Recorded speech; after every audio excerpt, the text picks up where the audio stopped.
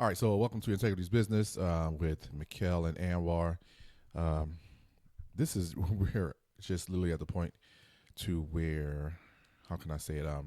We're simple, but we're gonna be out here telling the truth, and this is it. So we have been, oh my goodness, fiddling or fighting with everything, and we have finally got together. It seems like audio, video, lighting. It took some time, but we are here. So today, and as Anwar, you said, so what do we want to talk about today? And I did come up with some topics.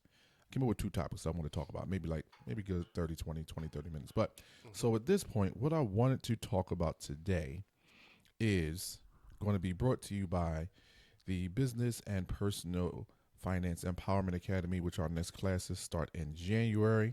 You can go to the website. We'll put something up in the middle of this when we drop this on YouTube. Please click and subscribe. This is our first, but this will be the first of many. But with that being said, so today I want to talk about the idea of business. You know, so many people want to get into business these days, and somebody want to talk about business. But I think what happens is we don't really talk about the fundamentals of business because there's so many different things that has to be done, that should be done, that most people just aren't doing. And they think it's just let's go, let's do it. It's just really simple. But a lot of times it's just work, and there's nothing that you're going to get around. You have to do it.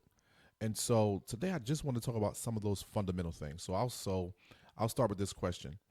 If someone walked to in our office and just simply asked, hey, listen, I got $20,000 and I want to start a business. I want to start, and it doesn't matter what type of business. You know how we do. We'll look at the structure. So let's kind of walk through what it should look like for people, what they should be hearing, what they should be looking for, and kind of walk it through. Oh, okay. Well, somebody come in here and says, I want to start a business, and they don't have a clue about what they want to start. My first advice is find something that you would do for free if you had an option. If money wasn't a thought in it, what would you do for free? Right. Because you're going to have to love what you do when you're starting out. You can't just say, I'm going to do it, because the frustration or the learning process at the beginning is going to put you in a world of time consumed. I just want to say that all of your time is going to be consumed when you first start. I got to do this, I got to do that, I got to do this, I got to do that. That would be my first thing. The second thing that I would talk about would be structure, paperwork, Right. to become official. So when we get into that, it doesn't matter what industry. I always ask, what is the end goal? What do you want to get out of doing business? It's a good question.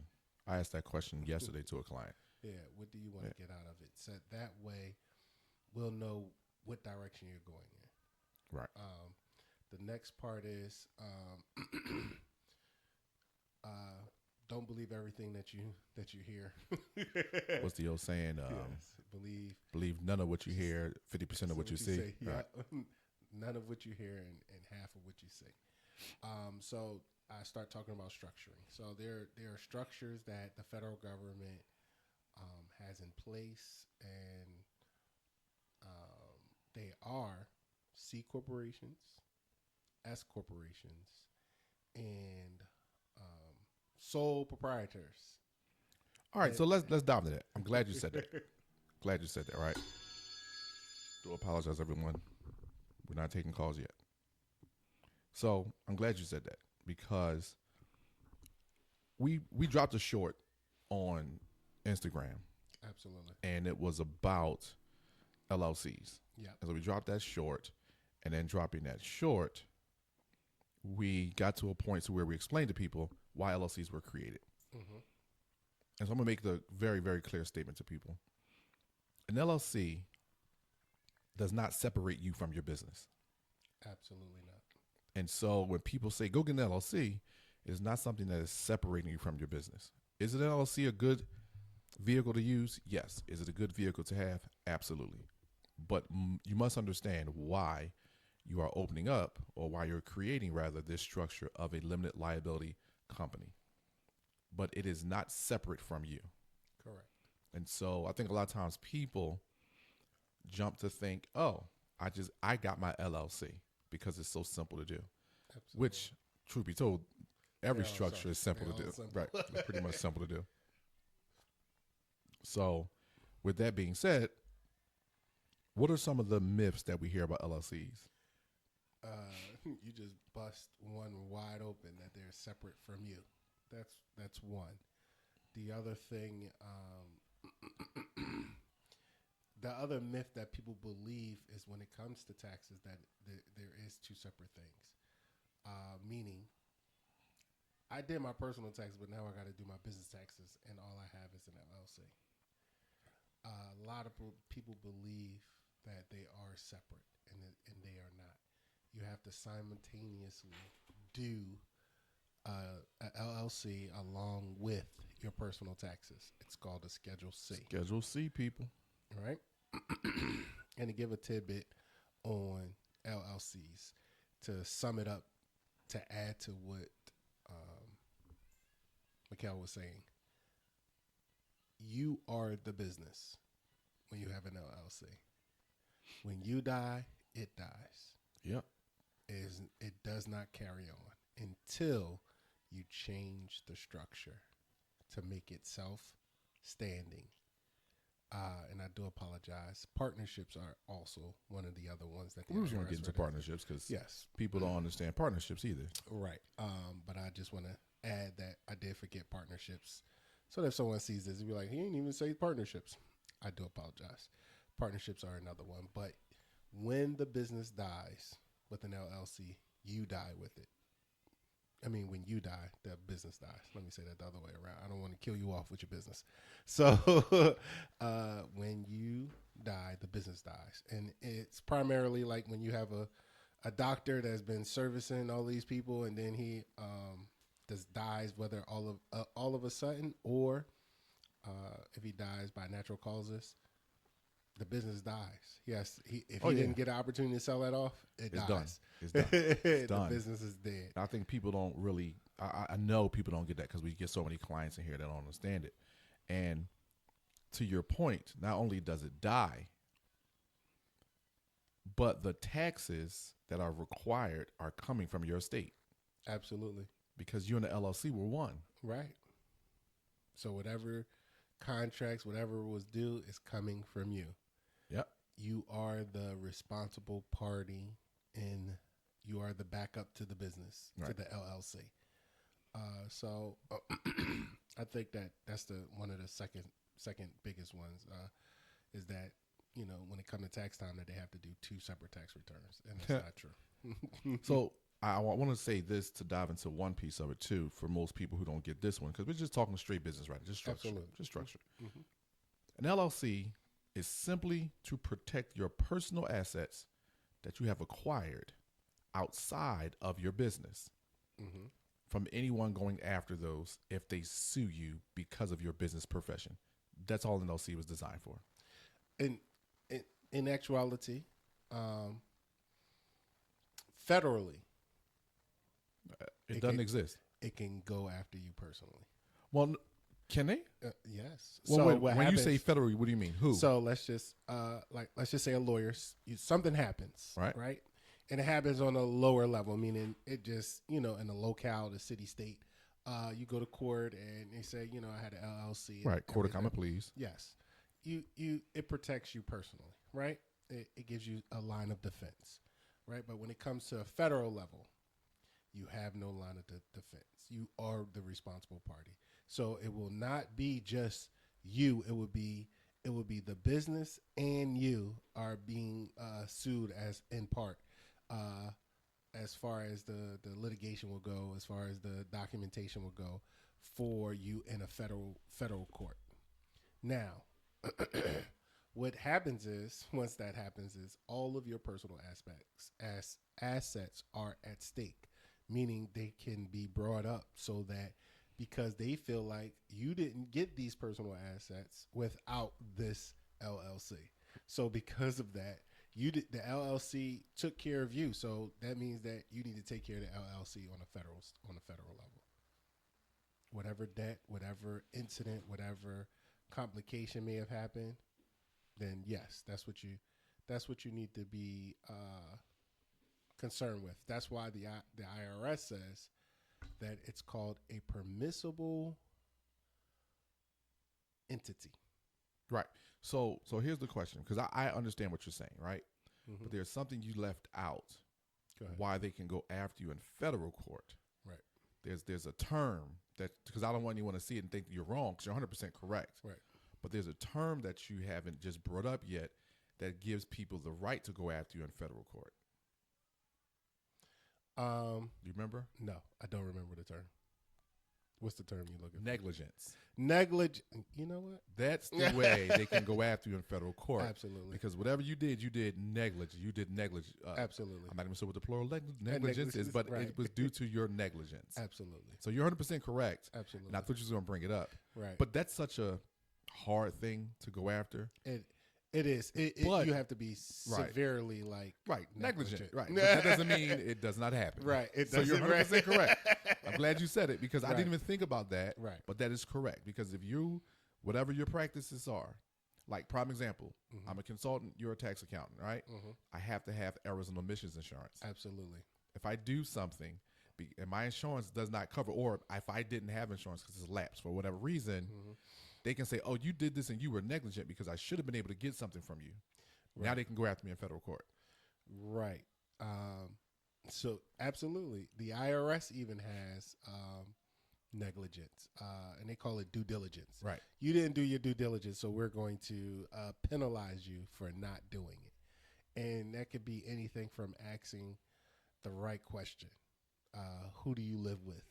I know. Isn't that crazy? How much money? How do you survive? How do you survive making this much money?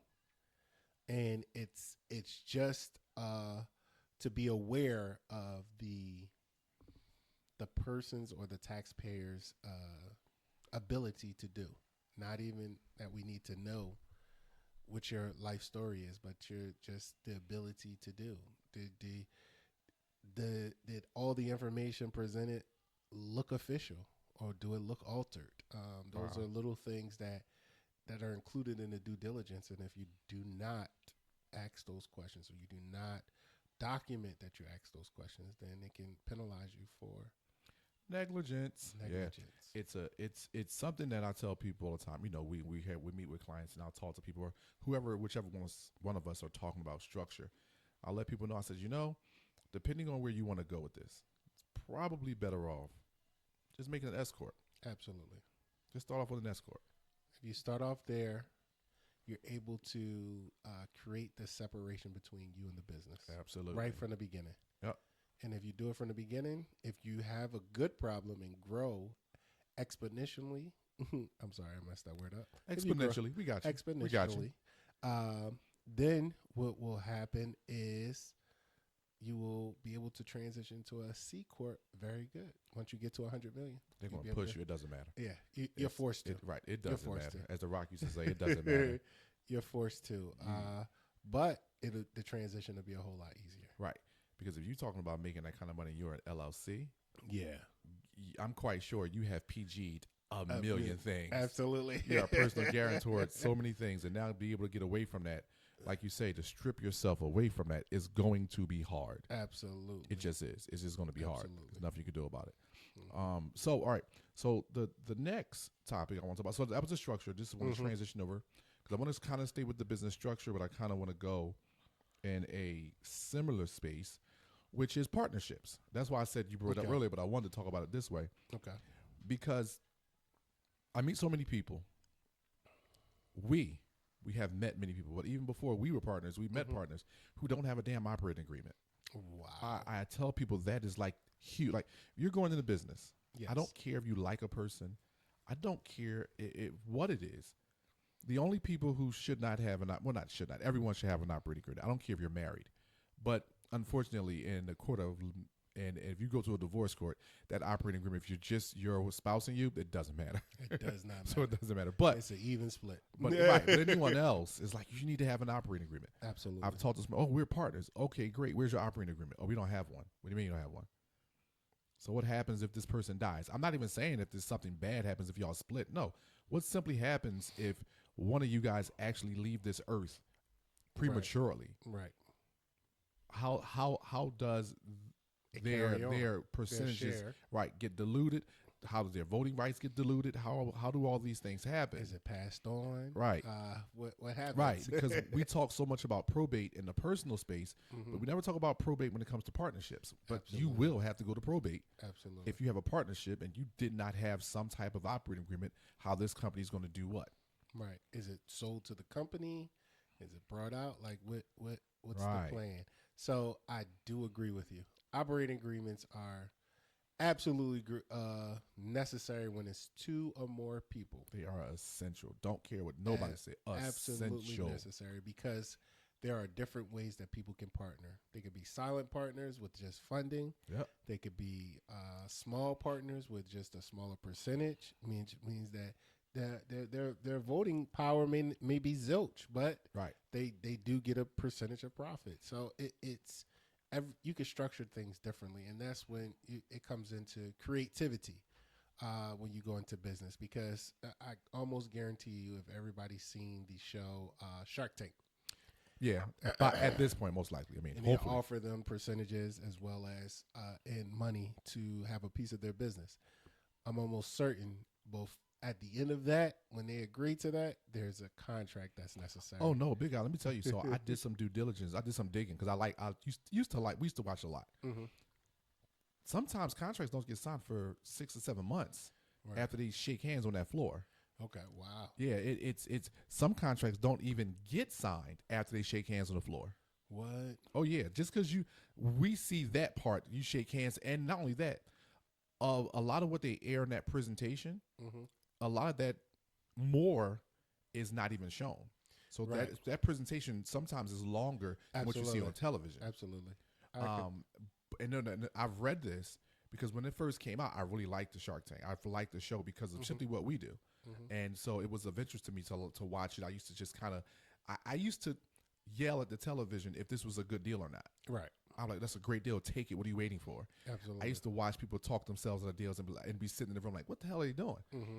So the idea of what they do is, it kind of always intrigued me. So I used to just read about it and dive into it. And so many companies who got a handshake on the floor never got to a contract. Wow. Never even happened. And then other companies got a handshake, got a contract, and exploded. Right. So but that's business though. Right. Because that's what a partnership, it's something that must be worked out. Absolutely. You must work out what it's going to look like when these things come to fruition and when these things walk. Because if not, if your business dilutes or whatever happens, say you just want to sell it off, if you don't have in an operating agreement how you're going to dilute this company or dissolve this company, one partner might not agree to it later, and now you're already in business, you're making money. Like, but wait a minute, I want to do this with the business, and your partner's like, well, I want to do this. Now you're just in the battle. Absolutely. When it all could have been avoided if you had that operating agreement from the beginning. Right. It's essential, like you said, and essential. It really is. It's the one thing I wanted to bring it up separately because I really want people to see the importance of it. Absolutely. Like, you have to have these things. And if you notice, we're not out here trying to sell you nothing. We haven't mentioned nothing. You know, the business. Don't come to us for if you're having a problem. It's like, no. I didn't say that. No, but that's one of the reason why we're saying all this stuff is because our academy, which is the Business and Personal Finance Empowerment Academy, is to do that. It's to empower people. Absolutely. It's to get people to the point of, hey, this is what we're going to be doing. This is what you're going to learn. Mm-hmm. You know, Tiffany will be on. You know, she's handling everything real estate. Yeah. Vanessa will be on. We're going to be talking about family and business because it's hard. A lot of people think it's simple to just own a business and have a family, and it's like it's a hard thing to manage, especially depending on the industry you're in. Absolutely. So, you know, just talking about these things are going to give people an outlook, and even people who are in business. The one jewel I always drop to people is a baseball metaphor. Mm-hmm. And I always tell people, I say, listen, I've given this to people over the years because it was given to me. So I just give it away for free. And plus, they ain't going to make no money anyway. It's just a concept. So the concept is, if you understand baseball, you'll see a person that's batting 335. You'll see a person that's batting 127. And they say those numbers, there's a decimal point there, but they just don't say that. They don't use a decimal point. They just say 325, 227, whatever, right? So when you think about it, baseball is a game of percentages and numbers. Correct. For every 10 times that you appear at the plate, these are the percentages that you're batting. Right. In baseball, if you're batting 300, if you bet your lifetime 300, you're a Hall of Famer. Absolutely. But you failed 70% of the time. Right. Failed. That player failed 70% of the time. Yes. But literally, they're batting 300. They're a Hall of Famer. If they're batting over that, perennial, like all-star, Hall of Famer every year. Yes. That person's a Hall of Famer. If you're batting 220, 250, 270, 280, 290, you're an all-star probably. Absolutely. And now other numbers come into play. Those who love baseball, home runs, on-base percentages, we know, stolen, all those other things come into play. But I'm just talking about the concept of percentages right now. Absolutely. But even batting at 250, this person, depending on the rest of their numbers, could possibly still be an all-star. And they're going to make good money. Right. Depending on their field. So when you're looking at, but they failed 75% of the time they failed. The whole point of that, I tell people, is just keep swinging, because in business, you don't need to succeed 80% of the time to make good money. Yes. It's a numbers game. Regardless of what industry you're in, it's a numbers game. You need to get in front of enough people to get your product or your service in the front of enough people that enough people say yes. I believe that wholeheartedly, because I don't use the baseball thing, but I do use the sales thing. Making 100 calls, and if you make those 100 calls, you probably set 15 appointments. He said, and half of those are going to cancel, and then True that. And then another half is going to not. The other half is just going to sit through there, and half of those people are not even going to be interested in what you're selling. They're just going to want to hear you out, and you probably only get 1 or 2 sales out the whole thing. Agree with you. But the reason why I don't like using that analogy, to the turnover in sales is crazy. And the turnover in sales is crazy is because they don't understand that you don't need to succeed as often, as much as you fail. Correct. Or no, they don't understand you're not going to succeed as much as you fail. That's why I use the baseball analogy. Right. Because people can see that. Correct. How many people in sales, you be like, yo, when I was in sales, you be like, yo, I just made 300 phone calls. I got 4 appointments. You don't realize you just made 4 appointments in one day. That's a good day. That is a good day. But you don't see it when you're younger in sales. You don't see it that way. You're like, I just called all these people. Right. You're like, I just made 800 calls and I got 5 appointments. That's actually a good day, because it took you that many calls, probably because you're new and probably because you're probably product pushing. You don't really know how to get to it yet. But eventually, you'll learn how to make 250 phone calls and make 15 appointments. Yeah. And eventually, you'll also be so good that you'll be closing more than 80% of the people that's in front of you. But see, because but everybody, again, I'm not saying at the beginning. I'm saying over time. No, that's great. That's a great number, because think about it. This is what I tell people. I told Jazz when we brought it. I said, listen, you should, at some point, you should be making 15 appointments. 5 of them are going to cancel. Absolutely. You're not going to get in front of 15 people. Relax. Absolutely. 5 of them are going to cancel. So it just leaves you 10 people, right? 5 of them are going to reschedule. Right. Okay. And then literally the 5 you sit in front of, 2 are going to say no. 3 are going to say yes. You just closed 3 deals that week. Right. That's a good week. That is a good week. But most people will get stuck on, but I have 15 appointments. And here's what I always tell, I 2 things. 1, work as if you don't need the money. Correct. Because if you work as if you need the money, you will be discouraged all the way through. All the way through. So that's the first point. Frustrated. Big time. Big time. Big time frustrated. Yeah. So work as if you don't need the money. Right. Secondly, don't count the money before you make it. Absolutely. I don't know how many people I've either trained or worked with in the past. They're like, yeah, if I can close this, then I'll make this. And I used to look at them and be like, you're just going down a bad path, bro. Or sis, whoever it was, you're just going down a bad path, because just knowing what's going on and knowing how it works, Right. You won't. you're counting something that you don't have. Absolutely. And that will just destroy you, especially if you get to another piece and start paying bills with what you don't have. Right. Oh, man, when I make this, I better pay this and do this. It's bad business. Don't do it. Business. You're going to lose every time. You're going to lose every time. So I do agree. Do not count money, because if you count money, you start counting dollars, you're not in it for the right reasons. At all. You're not in it for the right reasons. But you'll eventually, like you said, like we were saying, you will get good at it. You will get good at every appointment. You will get good at scheduling. Yeah. You will be good. You'll be so good that as we operate in is 100% referral. 100% referral. Is nothing. I don't recall the last time I called somebody to bring them in. Everything was a referral. Talk to here's my guy. Talk to him. Which always makes me laugh, because that's when people come in, man, you could be doing so much more, be making so much more money. How do you know that the balance of my life isn't where I want it? Right. Where the balance is. But how do you know that? Say it. I know where you're going. I'm about to be wasting my time with all these people. Like, you know what I mean? Because everybody wants to hear what you have to say, but everybody doesn't want to buy into it. Meaning they don't want to spend that money with you. They don't want to support you in that way. So they're like, oh man, this is great, man. I can't do this right now. But when you're referred, you're looking to do that business. See, and dude, so because that's where we are now, right? And we know for a fact, looking online, it takes years to get there, because we've both experienced it. Absolutely. Anwar and I, it's funny to us today. We get a referral, the entire office gets in. Absolutely. And not because we're trying to get everybody paid. No, because the client needs the service. Absolutely. And that's where we've grown to, where, like you said, 100% referral. I don't remember last time I called anybody for a loan or for a business, anything. You ain't lying, bro. Right. And we get so caught up with clients, we be like, oh God, no, I don't want to do this some days. Right. But with that being said, people will still tell you, you're not doing this, you're not, and that's what the internet has done. I'm about to make a statement, and I know it's not going to be, people are not going to like it, but that's fine. The internet is the new crack addiction. Ooh. Crack. It is the new crack epidemic. I was around when the crack epidemic happened in the 80s, right? Mm-hmm.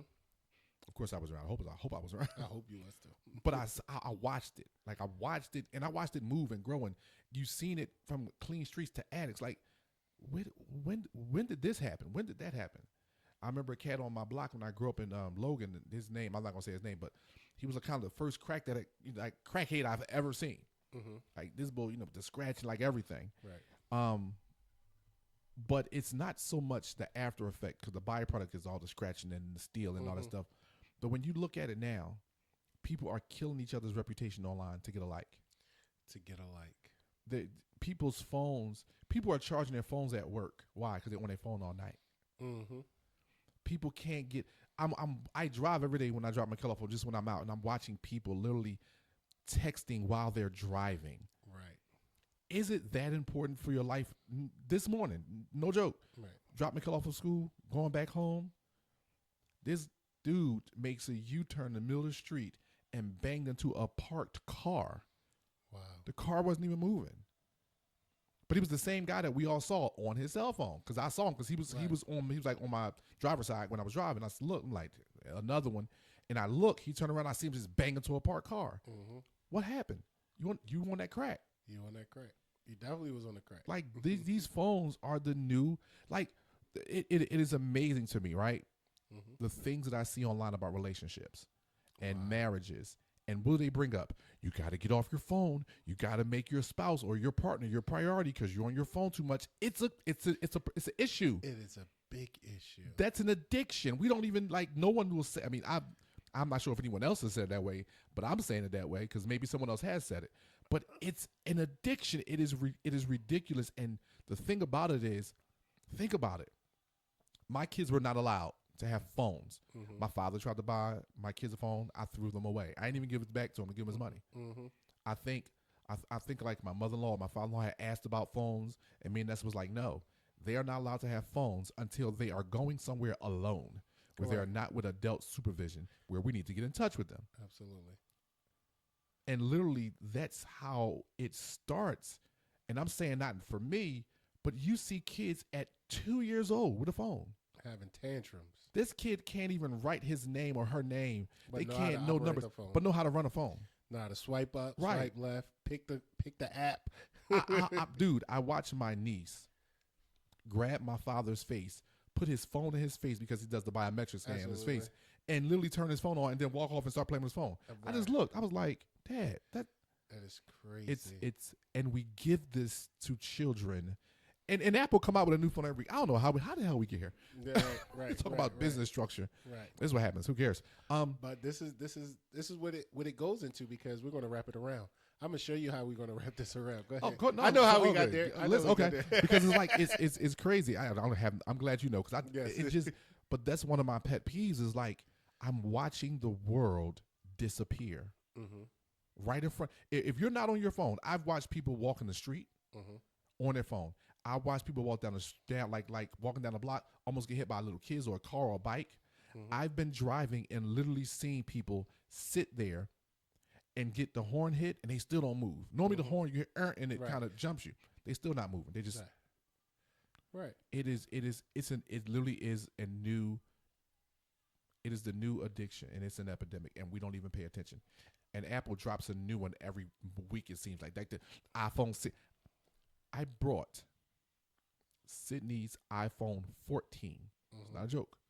I bought an iPhone 14 August of, we're in 24, August of 23, right before she went to her freshman year of college, right? She turned 19 this year, 24. Should be 20, 25, right? Why is it that iPhone has a 16 already? Right. And I bought her like the largest one because she's a film and television major, so she uses her phone to film.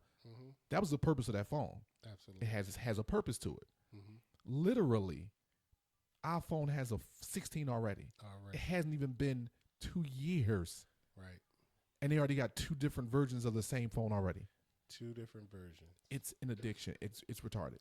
It is an addiction, and I'm gonna say this to go back a little bit. It's advancing in technology, but killing brain cells. There is no way that, and I'm gonna say it like this: our memory was a whole lot stronger, right?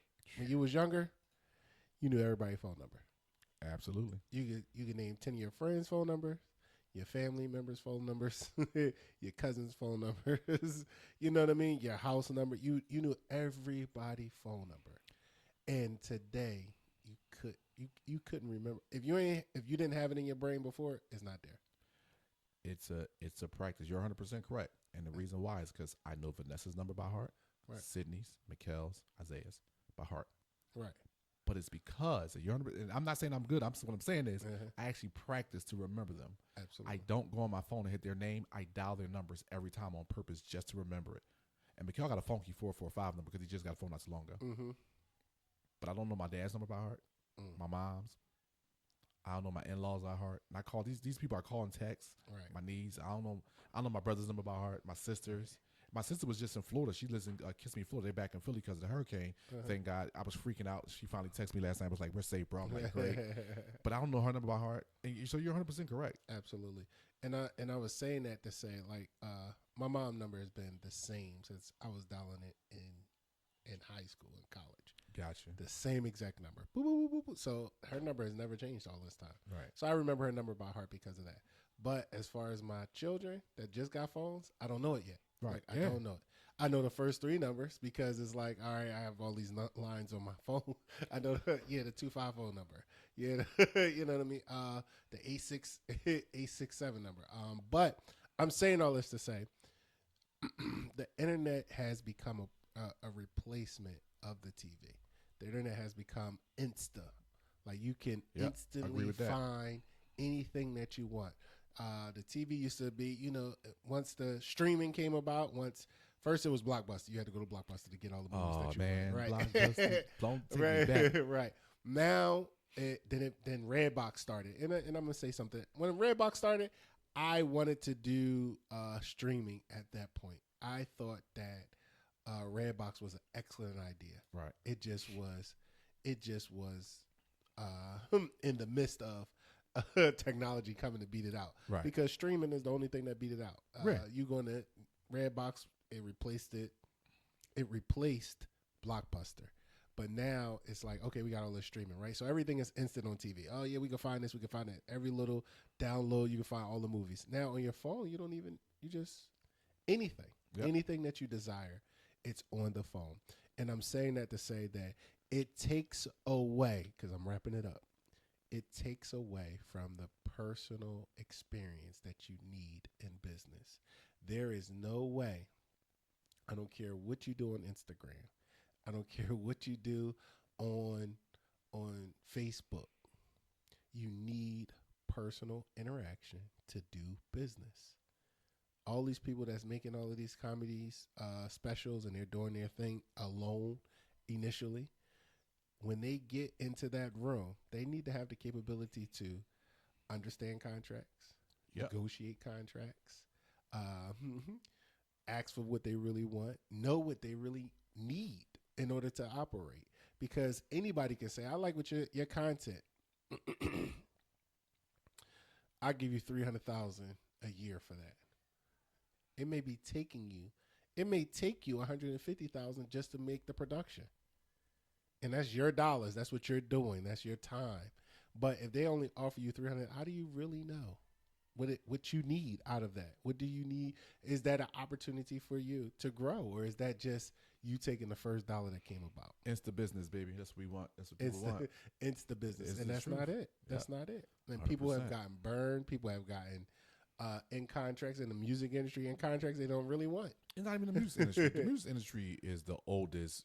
I'm just saying one aspect of it. No. What I'm saying is the music industry is the industry that people understand that you can get, taken, right? For a ride. I'll say it that way to say it nice. But the entertainment industry as a whole, right? Mm-hmm. But what I don't think people see is, and we only know this from experience because we are who we are and what we do. Mm-hmm.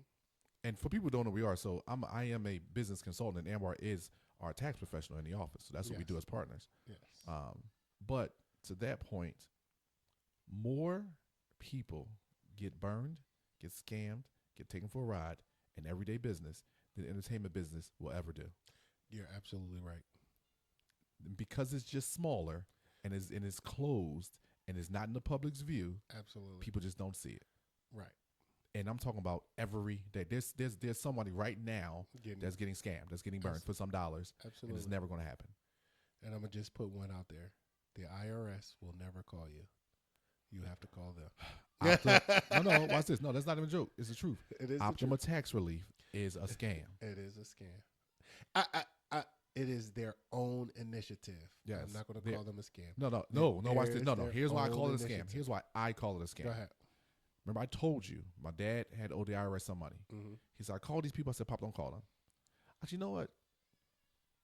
I'll call you back. I hung up. I called the IRS. I said, hey, and I already knew better, but I just wanted to make sure I could tell him the facts. Mm-hmm. I said, do you guys have a Fresh Start initiative? Mm-hmm. The lady said, sir, no. Right. And I said, why? And like, you can hear it. Mm-hmm. And her response was that, bro, don't be so naive. Right. You know what I mean? And I didn't call, of course, to see. I knew it was wrong, but I called my dad. I said, Pop, if you call the IRS, they will tell you that doesn't exist. It is something that these people made up. And he was like, well, why? How come the IRS, they use the IRS name? I said, because the IRS don't care. They're getting their money. Absolutely. They don't care how they get their money. Absolutely. They just want their money. And Optima Tax is using what the IRS has already put in place. They just call it their own initiatives. And what I don't like, because we're coming all the way back around, is everybody that's putting things out there on Facebook, Instagram, and or media of any sorts. If it's not if it's not yours, if it's not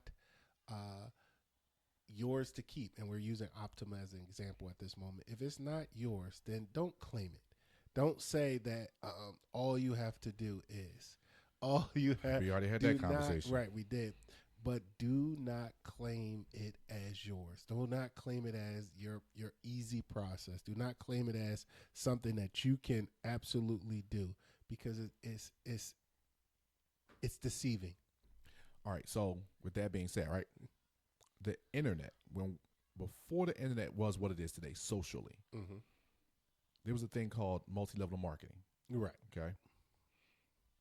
The internet has given space now for multi-level marketing. Oh, yes. I just don't have to bring you to a meeting. Correct. I just bring you online. Yep. You can get all the information, but you got to sign up first. Absolutely. You come to our free webinar, come to our free seminar, which I'm just going to talk in circles and give you a lot of generalizations. Mm-hmm. And then I'm going to tell you if you want to go deeper, if you're ready. And then I'm going to show you all the stuff that I did. But this wasn't a part of how I made my money. But this is how I sell it. Correct. I tell most people as a consultant, you see all these coaches or mentors. Listen, stop. A mentor is a good thing. Mm-hmm. But a mentor should be able to sit you down in their business if you're looking for a business mentor. Absolutely. And please understand this. Your mentor shouldn't cost you anything. It should Most people not. don't catch that. It should not. A coach costs you. That's fine. A consultant, I'm going to cost you. That's fine. A mentor, No. someone mentoring you should not cost you. My mentor, he started my business. He actually structured my company for me. Mm-hmm. And I was like, oh, bro, I appreciate you. Because why? Because he was my mentor and he told me, this is what I'm going to do for you. And when you get to that point, I want you to pay it for it. Great. Mm-hmm. But when you look at it, a mentor should be able to pull you and sit you beside them and show you what they're doing, Absolutely. not tell you. Absolutely. Because I can read a bunch of books and tell you the theory of something, and then you go to try to put an application in it and it doesn't work. Absolutely. I'm going to say this. It was something that I went to a seminar, and I can't remember the name of it before. But the most controversial statement, and it stuck with me. Knowledge is not the key to success. Action is. Yeah. So it stuck with me because everything that deals with book knowledge, we go to schools. No. University. We go to university. You gotta say it that way. University. I attended university. Right. We went to schools, universities, colleges. We went to anything that taught us a level of business, any level. But until we apply it, until we apply it to our everyday lives, until you get that experience, you will never know. You will never understand. You will have, and I laugh about this, and I'm going to put my son on blast a little bit. My son is learning to drive, and he's watched me drive for 17 years now because he's 17. He got behind that car and almost killed us, and he said, I thought I could do it because I watched you do it the whole time. That is the perfect example, and I'm saying it, you know what I mean? We all know we have to practice driving, but that is the perfect example of the mindset that people are in today. Sidebar. Anwar should have died. All of my children. Well, my two oldest children. Anwar let his son, and I know his son. Yes. And I love him. We're not going to say his name. We're not going to put him on blast. Mm-hmm. That's my boy. That's my homie. Mm-hmm. That young man should have been in the parking lot with that car, not on the streets. Anwar let this boy drive on the streets. All my kids, my oldest two, because Mickel's learning how to drive now. He's about to take this permit, and he wants to start driving. The day I say, listen, you want to go in this parking lot, you're going to drive in circles. That's it. Mm-hmm. You have to learn how to control the car. Right. Because that's the bigger thing, I think, when you first get in the car for a lot of these teenagers. Because they don't pay attention. Right. Like, I paid attention right. to what was going on. And, like, to your point, my first driving lesson was on the street because I understood I got to give it some gas. And I was driving slow as crap. Right. But I understood that. I think these kids don't understand that the car is very responsive. Absolutely. And the cars that I took a driving test in were not that. They were not as responsive as the ones now. Right. You know, the rack of right. the steering was either rack of pinion or the steering was power, but the power was connected. These are now electronic steering devices. Absolutely. That they're utilizing, you know, and the response is crazy. Absolutely. So I don't need to turn the wheel just to veer. Right. But that's what Sydney did one time. I was like, you know, but we were in the parking lot. Right. And then they don't know how to use the brake. I don't want to stop. I just want to drive. I just want to drive. So that was a quick commercial. So absolutely. But I'm saying it in the sense of the mindset that we're in now. I seen it, I could do it, and never really realized that Application is what you need. You need experience. You need to practice it. You need practice. And this is something that I had to talk with my boys one day. We were sitting downstairs eating and everything, right? And they were talking about how much knowledge is whatever. And I said, I know everything. They was like, what? What you mean? I said, according to you, I know everything. Right. I said, when you ask me a question, I give you an answer. He said, you don't know more than my teacher. I said, I am your teacher. He said, what does that? I said, oh God, they missed that. I said, when you first learned how to talk, who taught you? I said, your parents did. The teacher didn't teach you that. When you learn how to pronounce things, who was teaching you? Your parents. Hopefully. Yes. When you started to walk, who was teaching you? Your parents. I said, I have a pushback on walking, but we're not going to go into that now. Go ahead anyway. But I'm saying in the sense of your first level of learning, your first level of knowledge, if any sort, comes from the response that you deal with. And I hate to say it like that to these days. Yeah, the response that you get from your guardian. I'm gonna say it like that. No, I'll say parent. I hate guardian. Parent, so horrible. And I'm saying that because I don't want to take people away to say, oh, my mom and dad ain't do nothing for me. I don't want that to even be a thing. Yeah, but I think that's crazy. They brought you on this earth, so they did something. They did do something. They could have aborted your butt. I'm serious. But your first level of experience comes from what your parents give you. Yeah. The way that they make faces, the way that they speak, the way that they touch you. Yeah. The way that they voice is up and down. I said they teach you everything. We need to run that commercial back. I mean, not us. When we were kids and they had the commercial, where did you learn how to smoke? Where did you learn how to do that? I learned from watching you. Right. Like, yes. That's a reality. It is. That's the truth. reality of life. Right. That's the reality. That is the truth. Where'd you get that from? You. Right, but now everybody, because everybody says you can become anybody from YouTube now. You can become a master mechanic. You can become a master. I said the difference in what did I have? One of my friends said, his daughter said, I learned how to change a tire from YouTube. What you mean you learned how to change a tire from YouTube? Did you change this tire yet? No, but I saw it. How do you know? No. Go ahead outside. Go outside. Let me see what you learned. And to this day, I teach my boys and everything. Look, listen, this is how you jack the car up. This is how you take the bolts off. This is taught Zay how to change brakes. Right. He listened to my father. Uh-huh. Oh, Dad, Pop said you don't have to jack up the whole car.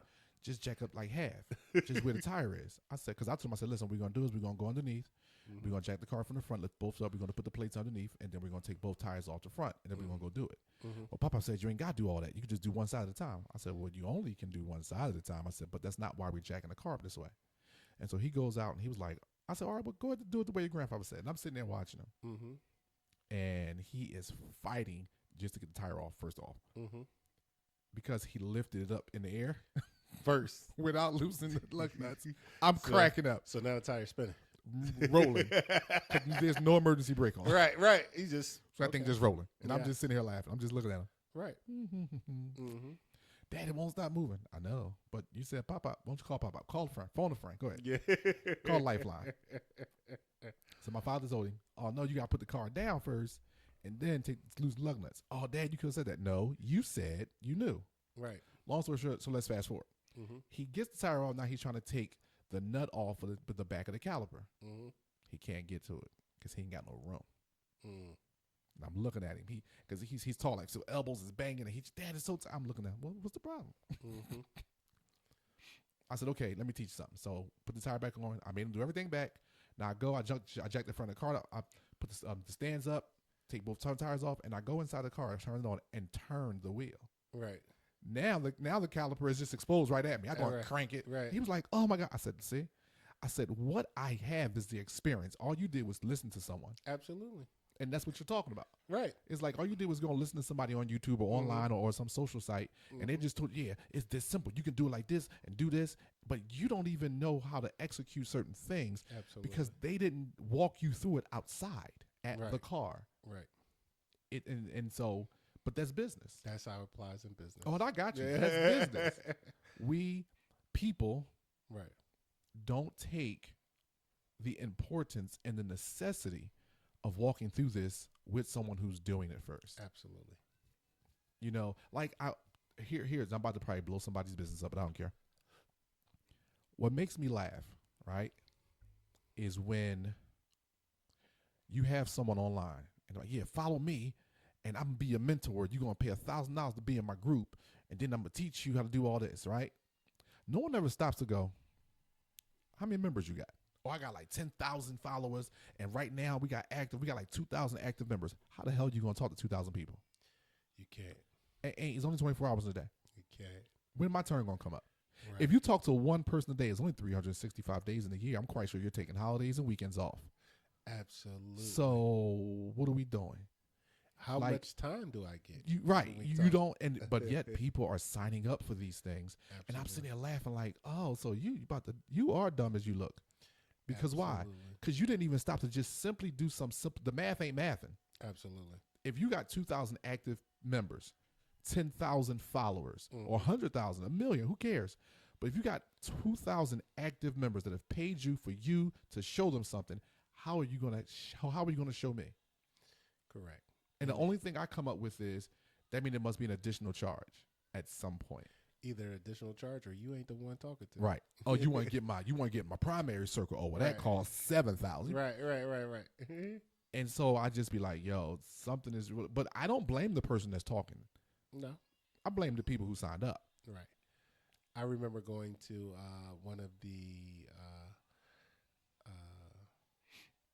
real estate seminars, because I didn't want to say exactly who the company was. I remember going to one of the real estate seminars, and they were like, "Yeah, you could do this, you could do that, you could do this, you can get in debt, you could this and that, and we'll help you." All right, so how much is this? Yeah, it's going to cost you $40,000. You know, if I had $40,000, that I wouldn't be sitting here. Wow. If I had $40,000 for a coach, because that's what we were going at, a coach to walk me through this, that I wouldn't be sitting here. I said, because if I had $40,000, I'm quite sure I could have bought at this time a single house, at least one of them. I can go blow up and just blow away $10,000 making mistakes, learning what you're about to teach me. Right, you about to teach me. It could have cost me less than that doing that. Watch this. I can go get my real estate license and just go sign up with a broker and learn that way. And learn that way for less than 40. Right. And I was amazed that they were charging $40,000 for a coach. Why? Why? Like people were buying it. Yeah. Why? People were paying it. I said, I don't care if I do got that line of credit. Why would I give you $40,000 for? Because in their mind, because here's what everyone is buying. They have done a wonderful job grabbing you emotionally at what you want, and then they have done a wonderful job of painting a picture of the outcome in your mind. Absolutely. And that's what you're buying.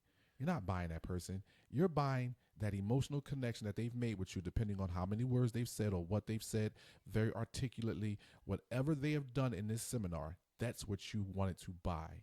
Absolutely. And that's where it gets people. I always tell people the greatest, and as much as people hate them, when I go to different places, I don't care if it's a pastor, I don't care if I'm at a seminar, I don't care if I'm at any speaking engagement where they were trying to get you to sell something.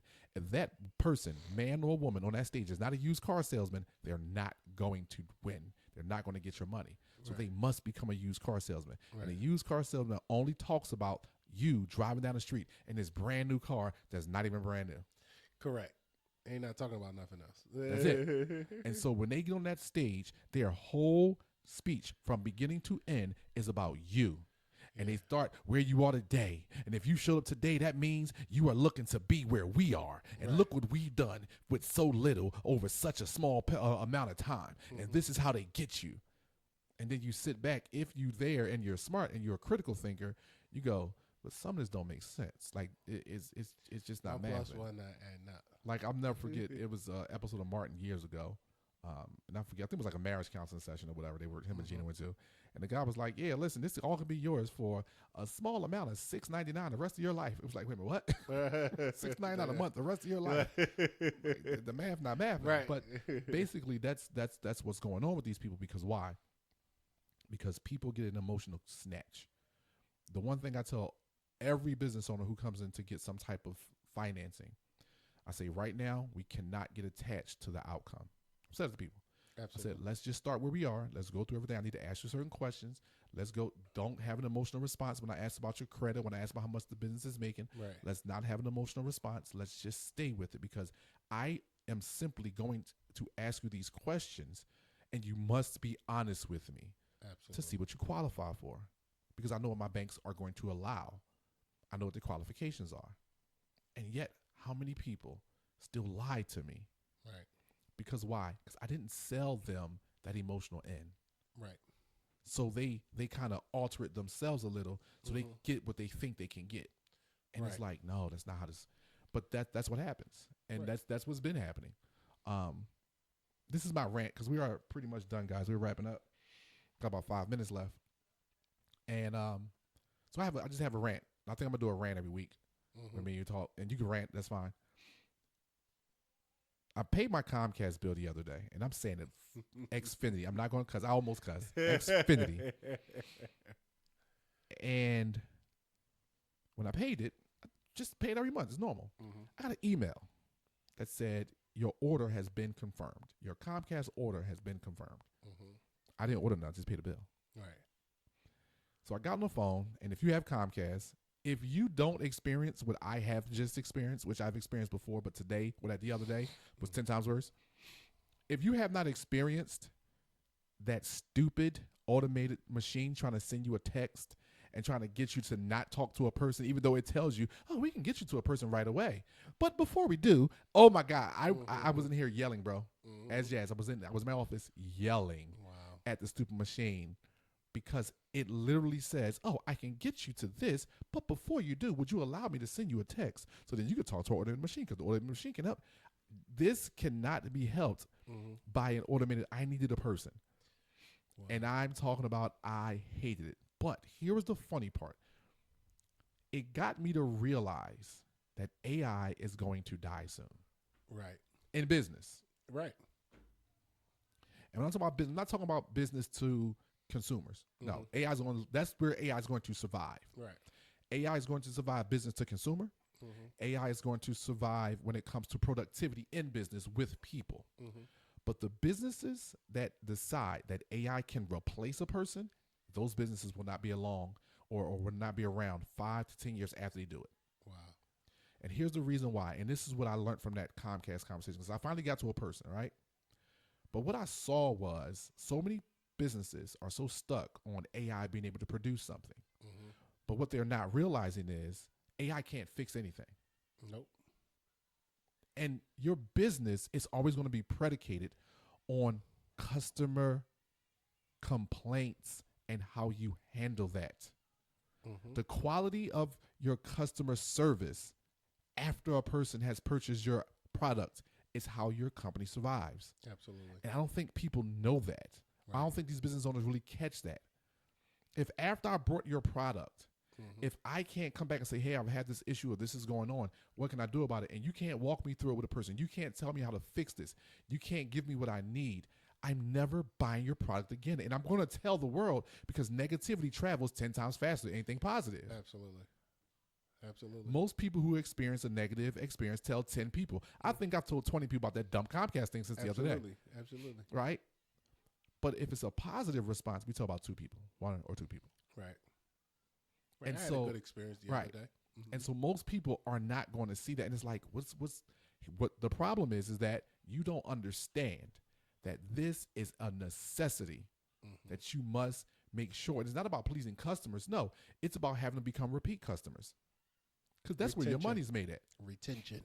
That's where your money's made at. And then you learn how to now make some projections so we can scale to get new clients. But we got to keep our old ones too. Absolutely.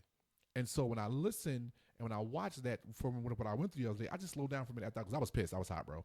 Like if I could, I would have said some things about Comcast, and I probably got locked up. But because stuff that I was thinking in my head, because it was, and it's sad because it's not even nothing big, but it's such a thing. I pay you every month on time, and I simply can't get service. Wow, that kills people. That kills people. That as far as their relationship with your business, it kills me a lot. Right, and so it's like, when these things happen, I'd be like, wow.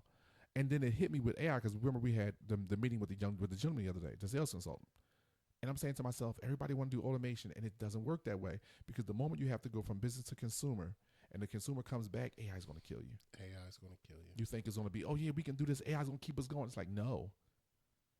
Because It's now, and then here's the other thing. If you make something, if AI evolves to the point where it can be that fix, right?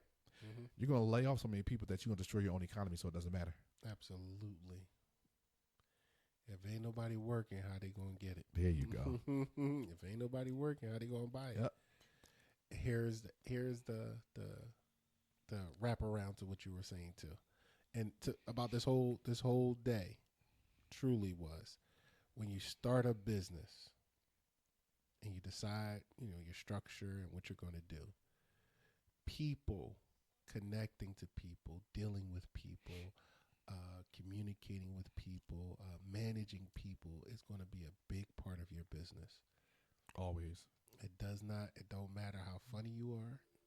It does not matter how tech savvy you are. It does not matter how mechanically smart you are. Yeah. It does not matter how well you build a house. It doesn't matter what industry you're in. People are the most important part, and you need them just as much as they need you. People talking about people. No, this is true. It's 100% true, bro. Like that's where I know that's why we survive and do as well as we do, because when people come in, we service people. Absolutely. And then they're stuck like, oh my God, like where y'all come from? Here, we've been here the whole time. Right. We're in the back cave. You don't need to know where that's at if you see this. And that's what precedes you. Your relationships was what precedes you. Yep. Oh my God, please. That's why we're 100% referral. Oh my Yep. God, please call them. They're awesome. They're great. They know what they're talking about. They know what they're doing. They produce results. Outcomes. People. So this is the end of the day for us on this outlet. So drop one jewel, and then I'll drop a closing jewel for the people that will see this, or the people that choose to see this. That was my jewel. That was your jewel? Okay, cool. I'll jewel. drop my last jewel. So as a consultant, here's my last jewel. So I'm going to drop two jewels. I'm going to drop a business jewel, and I'm going to drop a personal jewel. So if you are in the business that I'm in as a consultant, and I'm going to do this probably every week, I want you to learn outcomes. Because if you are in the business that I'm in, which a lot of people are, I want to be a business coach. I want to be a business consultant. And I've been doing this for 20 years now. And when I started, the people around me wouldn't even take my advice or wouldn't listen to me, even though I had worked in Merrill Lynch and I did everything I did. I went to Temple and I had all this experience, but I didn't have a lot of experience, and that's why they probably won't listen to me, which is fine. But as I've gotten older and I've been doing this for some time now, what I tell young consultants or young business minds is learn outcomes. And here's what I mean when I say learn outcomes. Learn the approach that will take you from the beginning to the end with the best possible outcome you can get. That's how you charge people. You don't charge people for your time. Because if you're good at what you're doing, it doesn't take you long to do it. It doesn't. I tell my clients all the time, I'm not charging for my time. My time is mine. I'm charging for the outcome. I'm charging for what you want. Absolutely. Because what you want is valuable to you. Absolutely. My time has no value for you. That's my value. But the outcome is valuable to you. So learn outcomes. That's the first thing. And if you need a greater explanation, hit us up. Absolutely. You can go to our website. You can give us an email. I'll put the website in the description. I'll put the email in the description after the video when we drop it. But the other thing personally is learn how the United States of America economy works. Ooh. Understand we don't make anything of true value to the outside world in this country anymore. We make a few, very, very little. Right. But we make almost barely nothing when it comes to the consumption, when it comes to the sustaining of the outside world, outside of this country. And because of that, our economy now runs a certain way. Learn how the economy works. This is for anyone, personal, professionally. Learn how the United States of America economy works. And it's not a bad economy as far as how it works. It's bad right now because it's bad. Right. But learn how the economy works, and know it does not work on a gross national product anymore. Right. You may Google that and it may say that, but that's not how this economy works. Correct. Please understand. And the last thing is, well, which will go with this, is learn who the Federal Reserve really is. Mm. So learn how your economy works and learn who the Federal Reserve really is. So those are my 2 nuggets for today. Like I said, if you have any questions, I'm going to drop an email and I'll drop the website in the description. Everyone, listen, get ready for our January classes. January 15th will be up. Get ready. Our Business and Personal Finance Empowerment Academy is the new class is starting January 15th. Registration is only $50. And no, you will not pay for the course until you talk to someone, because there's a beginning, and intermediate, and advanced level courses for personal finance and for business.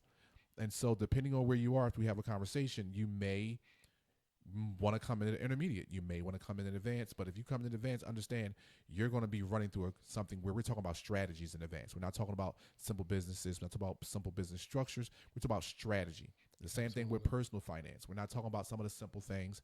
We're talking about strategies, because that's what people need now. People need the strategies that they can go out and execute these plans so they can become financially independent. What works for me. Right. And so that's what our courses, like I said, start January 15th. Is the Business and Personal Finance Empowerment Academy. You can go to the website. The website will be below, and you can go to the website and just click on the Academy page, and you can send us an email about any information you want to know.